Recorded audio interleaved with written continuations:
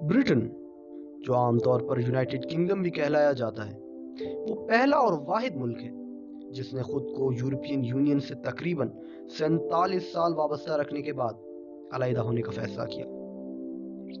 Britain exit और Brexit, ये असल में हैं क्या, और ये क्यों और कब हुआ, और इससे यूरोपियन यूनियन और यूनाइटेड किंगडम को किन मसलों का सामना है, आज की इस वीडियो में हम यही जानेंगे।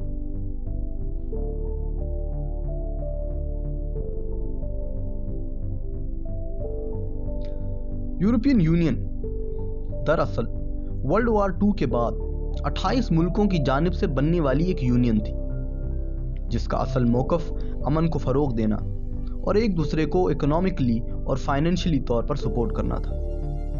और इन मेंबर स्टेट का गुठजोड़ दुनिया के नक्शे पर एक ताकत बनकर उभरा, जो ये शायद अकेले न हो पाते। इन मेंबर स्टेट्स के बीच कोई बॉर्डर्स नहीं है। मेंबर स्टेट्स के शहरियों को एक दूसरे मुमालिक में काम करने और रहने की खुली छूट है। यूरोपियन यूनियन का अपना ही एक पार्लियामेंट है, जिसमें मेंबर स्टेट्स के अरकान एक दूसरे को वोट देकर इलेक्ट कर सकते हैं। यूरोपियन यूनियन के पार्लियामेंट में किए हुए फैसलों को तमाम मेंबर स्टेट्स को मानना पड़ती हैं, जिसकी वजह से कुछ अरकान कभी कभार जिस फैसले के खिलाफ भी होते हैं, इनको अपने दिल पर पत्थर रखकर मानना पड़ती हैं। लेकिन खराबी आई 2015 के रेफ्यूजी क्राइसिस के दौरान, जब यूरोपियन यूनियन ने फैसला किया कि हर मुल्क को अपने आबादी को मद्देनजर रखते हुए मुहाजिरीन को अपने मुल्क में जगह देनी होगी, लेकिन जिससे बहुत से ममालिक नाखुश थे। जिसके बाद कुछ ममालिक के बीच एक ख्याल जागा कि हमने यूरोपियन यूनियन का हिस्सा नहीं रहना, ताकि हम अपने मुल्क के फैसले खुद कर सकें। हमें अपने मुल्क में रेफ्यूजीज और इमिग्रेंट्स नहीं चाहिए। और फिर इसी बहस से फ़ायदा उठाते हुए यूनाइटेड किंगडम ने अपने मुल्क में 2 तरह के कैंपेन चलाए, वोट लीव और वोट रिमेन। जिनका वोट यूरोपियन यूनियन के साथ रहने का था, इनका यही कहना था कि माशी तौर पर यूरोपियन यूनियन के साथ रहना ही हमारे हक में है। लेकिन जिनका वोट यूरोपियन यूनियन से निकल जाने का था, इनकी बहस यही थी कि ब्रिटेन के इक़्तिदार को वापस बहाल किया जाए।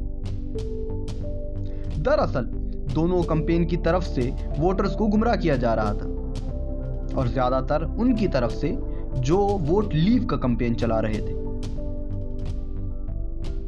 और फिर जिसका सबको बेसब्री से इंतजार था, 23 जून 2016 के रेफरेंडम में यूनाइटेड किंगडम के 52% नेशनल्स ने यूरोपियन यूनियन से निकल जाने को वोट किया,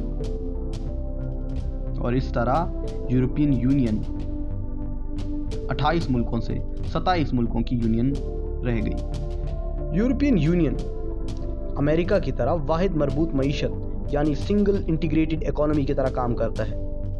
लेकिन अब जैसे यूनाइटेड किंगडम यूनियन से बाहर है, तो ये इंग्लिश चैनल के पार सामान एक्सपोर्ट और इंपोर्ट करने को मुश्किल बना सकते हैं। बड़ी बड़ी मल्टीनेशनल कंपनीज, ग्लोबल या यूरोपियन, सबके हेडक्वार्टर्स लंदन में हैं। लेकिन अब जब यूनाइटेड किंगडम यूरोपियन यूनियन का मेंबर नहीं रहा, तो कंपनीज अपना हेडक्वार्टर लंदन से हटाकर यूरोपियन यूनियन स्टेट में मुंतकिल कर रहे हैं, जिस पर यूनाइटेड किंगडम को नुकसान उठाना पड़ रहा है जॉब लॉस की सूरत में। ये यूरोप के सियासी और माशी इंटीग्रेशन के लिए एक बहुत बड़ा धचका है।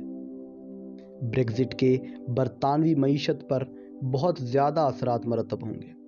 तो अब यूनाइटेड किंगडम और यूरोपियन यूनियन के बीच मुज़ाकरात होंगे, जहां इन्हें तजारत, टैरिफ्स, एग्रीकल्चर और इमिग्रेशन जैसे मसाइल को हल करना होंगे।